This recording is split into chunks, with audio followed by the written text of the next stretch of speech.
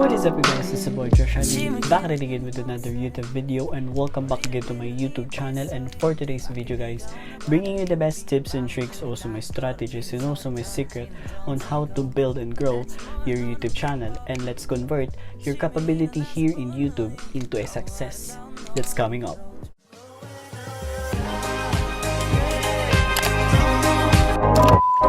If you are new here to my channel, consider subscribing. And for today's video guys, pag-uusapan natin ngayon on how to build your community. Let's build your community into a success. Kasi alam ko naman sa inyo na dito sa YouTube, gumawa ka nga ng YouTube channel mo, pero bakit nagtatanong ka sa sarili mo kung bakit hindi nag-grow yung YouTube channel ko? Yun yung pag-uusapan natin ngayon, kung paano nga ba i-build up pa yung community mo into a success. Tip number 1 natin is knowing your channel build off. Anong ibig ko sabihin dito? Dapat alamin mo kung ano ba talaga yung patungkol sa YouTube channel mo. Basic lang ito na dapat kailangan yung malaman ngayong 2021. Tulad na sinasabi ko ngayon, dapat alamin mo yung niche ng channel mo. Ano ba yung topic ng YouTube channel mo? Either advising channel ba, gaming channel ba, or something tips and tricks? Bibigay ka ng mga tips and advices. Isa ka bang advice channel na tumutulong sa mga kulang pa sa mga karanasan dito sa YouTube space? Or isa ka bang vlogger na gusto mong pumunta sa'yo or something na suportahan ka para makita nila yung journey mo as a vlogger? Or isa ka bang music channel na gusto mong sabihin sa viewers mo na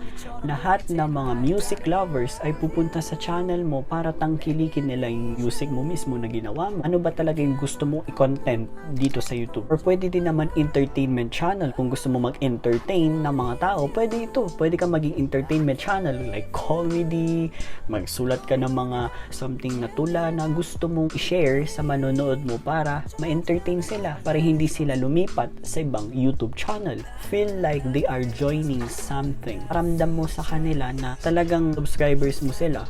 Iparamdam mo sa kanila na welcome sila sa YouTube channel. Sumali sila sa YouTube channel mo or nag-subscribe sila para ma-entertain sila. Tip number 2 natin, caring your audience. Okay, care about your audience. Hindi ko pa to siguro nasababanggit or something nasasabi sa mga vlogs ko kasi kailangan mo din alagaan yung mga viewers mo. Paano kung hindi mo inalagaan yung viewers mo?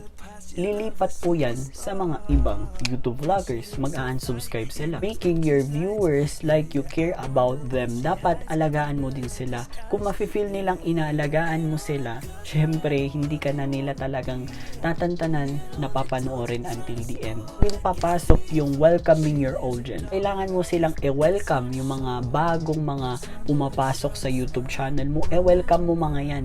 Kasi yung bawat tao or bawat person, bawat subscribers na pumapasok sa YouTube channel mo is mahalaga yan. Bigyan mo sila ng importansya para until the end, they will support you. Isusupport ka nila kahit na ang tagal-tagal mo na sa YouTube space.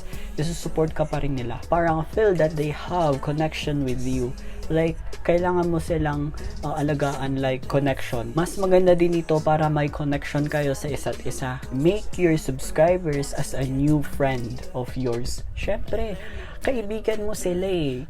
Kailangan mo silang bigyan ng mga importansya para sa ganon, they will not go to the other YouTube channel. As importante na dapat may connection kayo sa isa't isa para sa ganon, hindi mawawala yan sa YouTube channel mo. Katulad din sa labas, you met someone na kakasimula nyo pa lang in a friendship. Dito din sa YouTube na parang natagpuan nila yung YouTube channel mo, nakita nila yung YouTube channel mo, nakipagkaibigan ka, and kailangan mo maging close sa kanya para until the end, she or he will support you until the end. Syempre yan. Isipin mo rin that your subscribers will not serve you. Hindi ka nila pagsisilbihan, kundi you are creating a content na nakaka-entertain sa kanila to serve them. Tayo or ikaw na nanonood na vlogger, nagsaserve sa mga audience natin.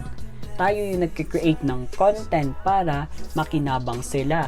Tayo yung gumagawa ng content para ma-entertain at makakuha sila ng good influence or good tips and tricks or advices dito sa YouTube platform. Number 3 tip natin is dito na papasok yung email list. Create an email list para hindi mawala yung communication nyo. Like the other external resources like YouTube groups, Facebook groups, Instagram or something, diba? Ang daming pwedeng gawan ng groups para hindi mawala ng connection nyo sa isa't isa. Building a communication here in YouTube, ito yung magiging way mo para maging successful ka pa. Tataas pa yung audience retention mo, then tataas din yung confidence level mo. Siyempre, makikisalamuha ka sa mga iba't ibang tao na hindi mo kakilala, then siyempre, yung confidence mo, tataas yan, mabuboost yan. Tip number 4 natin is live streaming. Dito sa live streaming na to, lahat ng mga YouTubers, lahat na kasisimula pa lang na YouTube channel, they are doing this. Ikaw rin, nakakasimula mo, do it. Kasi dito sa live streaming na to, ang daming mga taong pwedeng pumasok sa YouTube channel mo or live streaming mo na pwede mo maging kaibigan. Dito sa YouTube, when you are streaming, YouTube will recommend your live streaming. It's okay din na communicate with subscribers para hindi sila mawalan ng ability para manood sa YouTube channel mo. Ito yung maging way para stable pa rin yung YouTube subscribers mo para hindi sila lumipat or mag-unsub. Number 5 tip natin, pinakalas nating tip is you must do a premiere streaming. Premiere streaming helps to boost your YouTube channel. Ginagawa ko din to dati. Mas okay yon kasi mas nakaka-build ng communication with your viewers or your subscribers. Mas matatagpuan ka sa ranking search. Tulad sa akin, parang how to use something, how to ganyan-ganyan. Pag nakita nila yung content mo na maganda din yung thumbnail mo, they will click agad yon. Siyempre, hindi mawawala dyan recommendation ni YouTube. When you are doing some premiering streams, talagang YouTube will recommend your video. At syempre, yung audience retention mo, tataas yan. Kasi doon ka mas nakaka-build ng attention sa kanila at nakaka-build ng connection sa kanila. Always niyong isipin na dito sa YouTube, pag gumawa ka ng YouTube channel mo, hindi ka basta-basta taas agad. Ang dami mo pang kailangan na pagdaanan para makuha mo yung success na hinaharap mo. Kaya nga, ang tip ko sa inyo is building your community. Kasi kapag hindi ka nag-build ng community dito sa YouTube, stable pa rin yung YouTube channel mo na kapag 5 subscribers, 10 subscribers, dun ka lang. Nakasteady ka lang dun na hindi ka maangat. Kaya nga dito sa YouTube is tulungan system. Kailangan mo talagang i-build yung community mo para sa ganon, yung success na nakamit ko rin, makakamit mo rin.